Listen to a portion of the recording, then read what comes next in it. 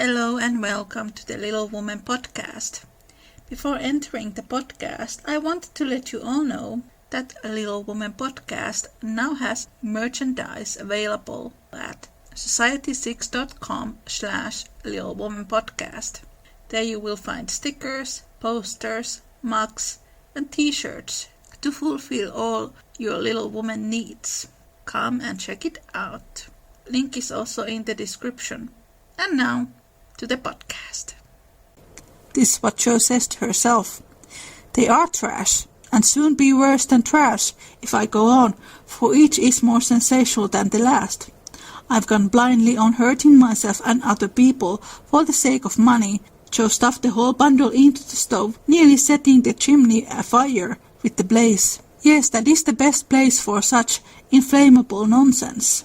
I'd better burn the house down, I suppose, than let other people blow themselves up with my gunpowder. One of the listeners of this podcast said to me that the reason why this chapter is difficult to adapt is because it is really not a conversation between two people.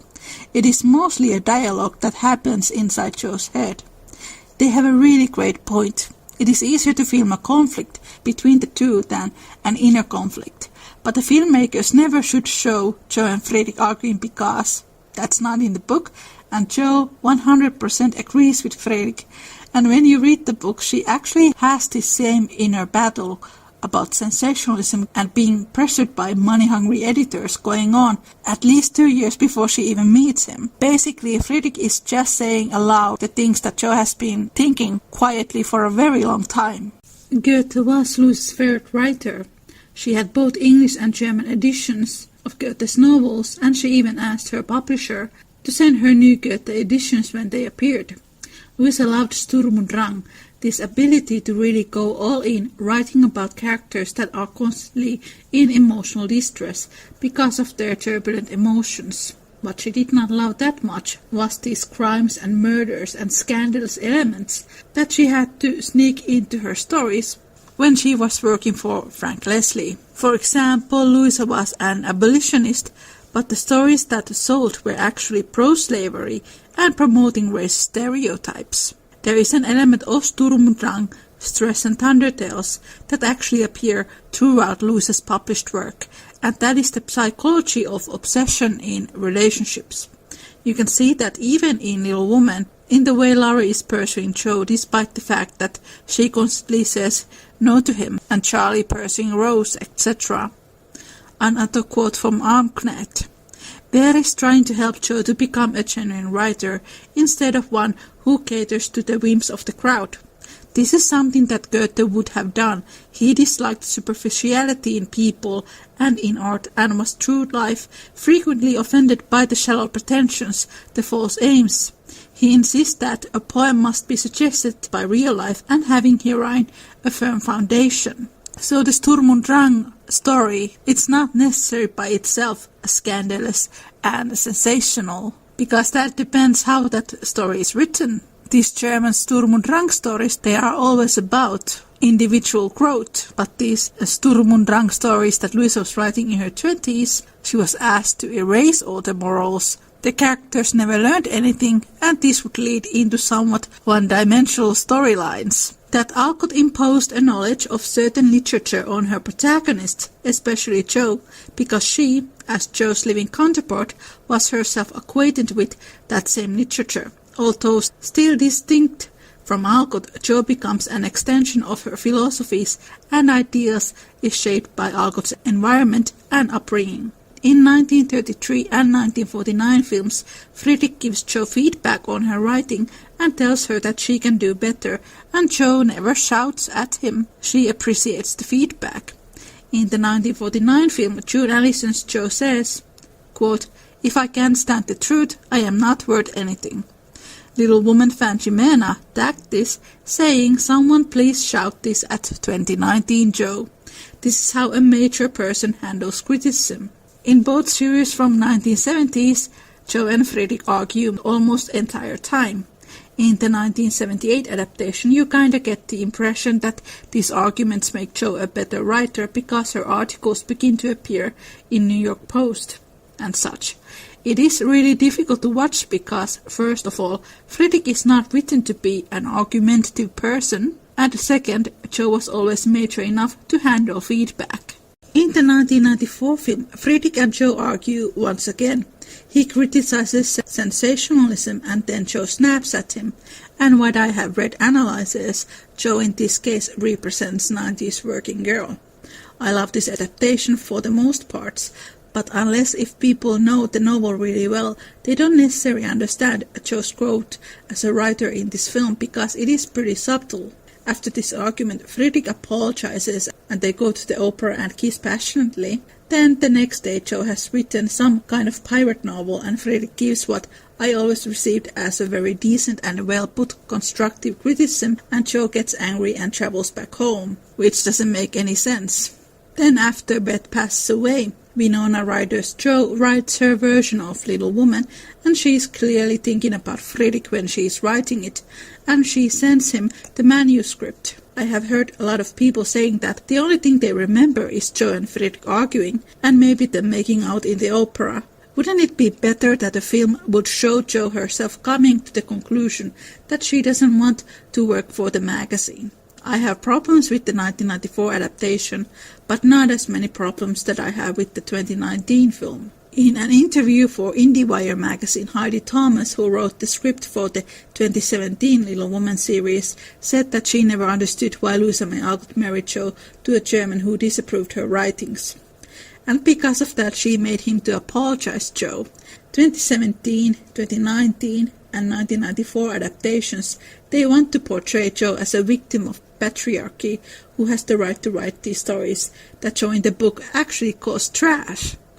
It sounds really silly when you hear that aloud. The last episode I made was all about the way the filmmakers romanticize Joe's and Laurie's relationship, and they keep erasing Laurie's personality, and the way he is sometimes really terrible to Joe, and when Laurie proposes Joe, he says he doesn't want her to write anymore. People like Greta Gerwig and Heidi Thomas, they don't want you to like Friedrich. Greta Gerwig said that she is Joe March, that Joe March is her hero, and that she hated that stuffy Professor Bear was giving her scratchy feedback. If Greta Gerwig is Joe, why she doesn't pay any attention to the way Joe feels about writing sensationalism? She was living in bad society, and imaginary though it was, its influence affected her. There are filmmakers who just don't want you to like Friedrich, so they straight out lied to the public. If you think about the promotion of The Little Woman 2019, Greta Gerwig told to one group that Joe hates marriage and doesn't want to fall in love. In the chapter All Alone in the book, Joe says that she would like to know what romantic love feels like. So that's a straight out lie.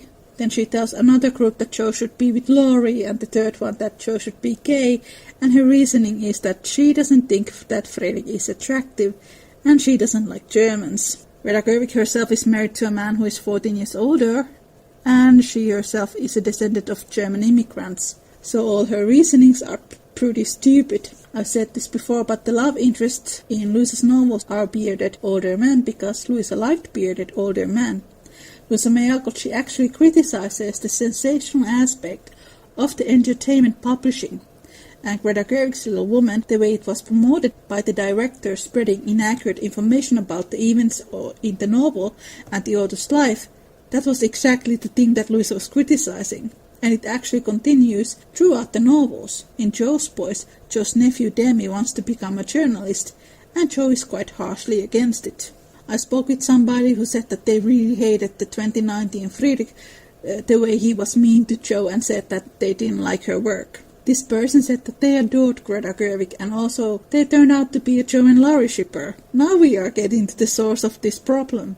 Do you see Laurie in this movie trying to prevent Joe from writing, or him saying that he's going to kill himself if Joe doesn't marry him? That all happens in the novel. It is not in this movie. Joe and Friedrich don't argue in the novel, but that is in this movie. I've actually heard quite a few people saying that the feedback scene in the 2019 film made them feel very uncomfortable, because Joe was basically attacking Friedrich without any reason. My friend Jimena, who read the book after seeing the film, was really surprised because there wasn't any kind of confrontation, and she had expected Joe to hate Friedrich based on what Greta Gerwig had said. And then she was surprised that in the book Joe actually seemed to be crazy about him. If these filmmakers really care about Joe that much, why they portray her as this immature person who doesn't want to grow? And if they really are that big fans of the writer, why they keep lying about her? Greta Gerwig even said that we admire Jo because she doesn't want to grow. I for one never admired Jo for being a horrible person who shouts at people who are trying to help her.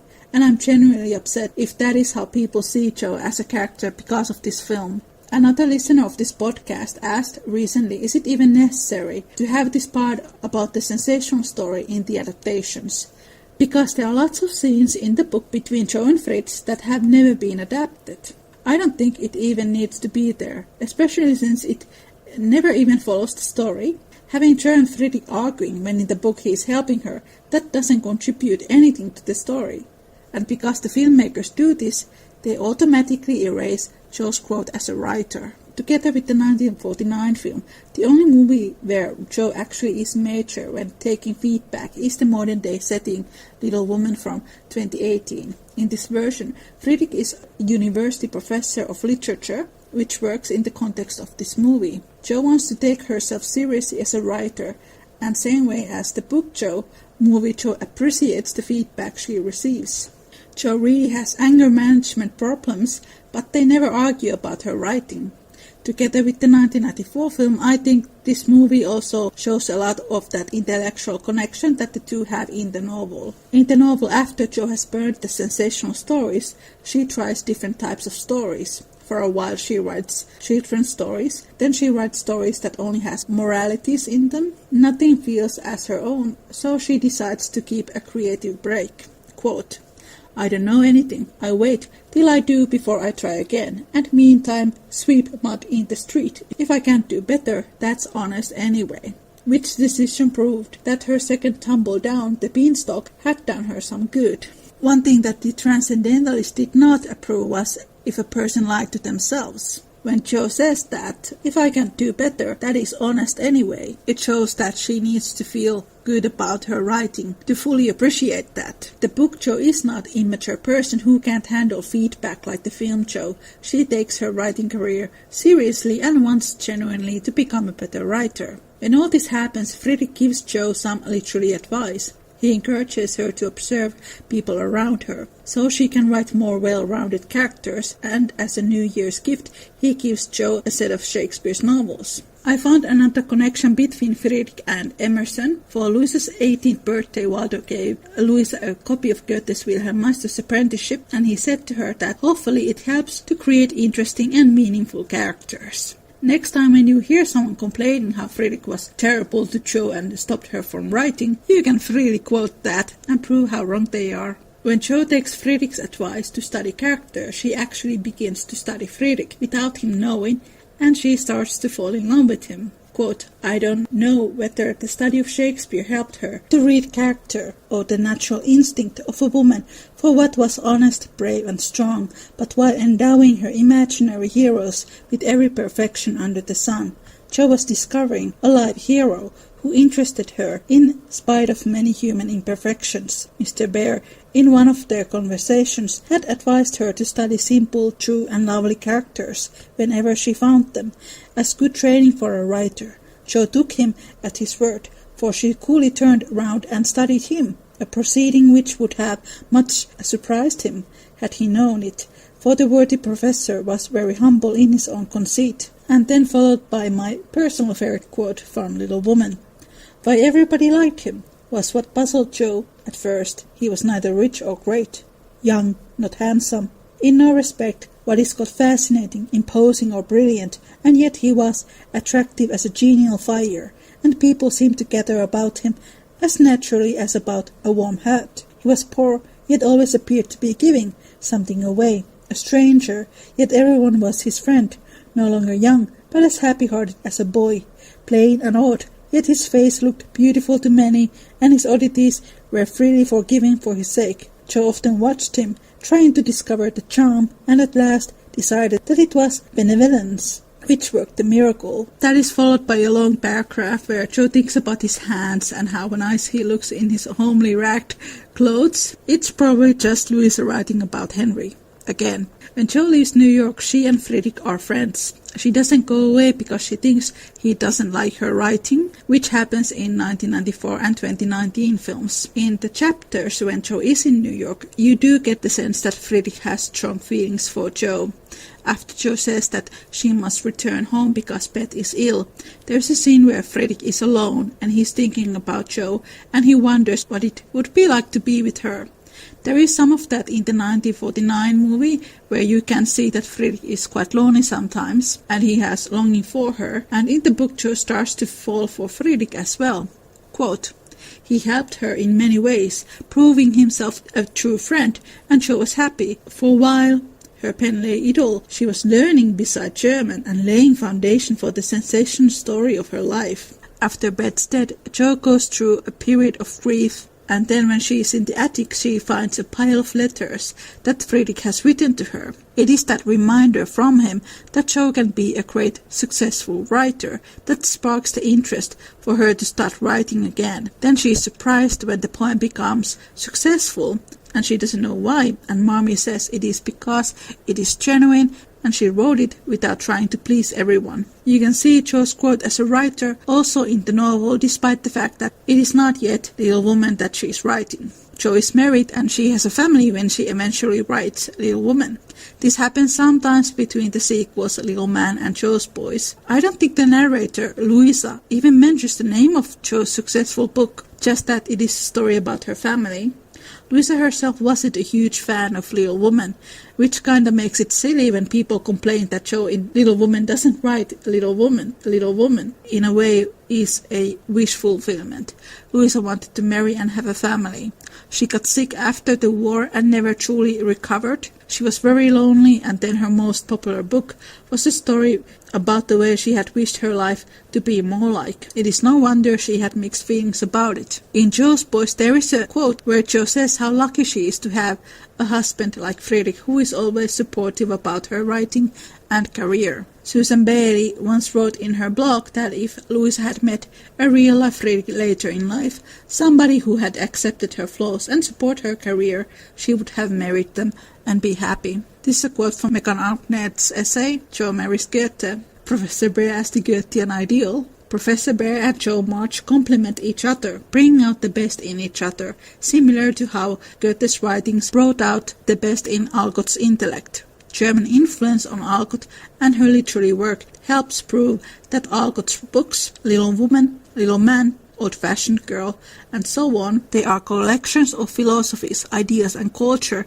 which can be used as important tools for understanding 19th century culture and values on both sides of the Atlantic. I hope this episode has given you more in-depth thoughts about both Jo and Friedrich and Louisa as an author. I have become convinced that Louisa planned Jo to marry Friedrich type character even before she began to write Little Woman. In her journals from the time when Louisa was in her early 20s, she actually has a draft of a story which is about her life, and this is like 10 years before she was asked by her publisher to write a book for girls. Louisa said that Little Woman would, quote, write itself. I think it's very possible that Louisa had this idea of Jo and Friedrich and Amy and Laurie way before Little Woman existed. And you can trace both of those love stories to books that Louisa liked to read. But more about them in the season 3 of Small Umbrella in the Rain. Thank you so much for listening.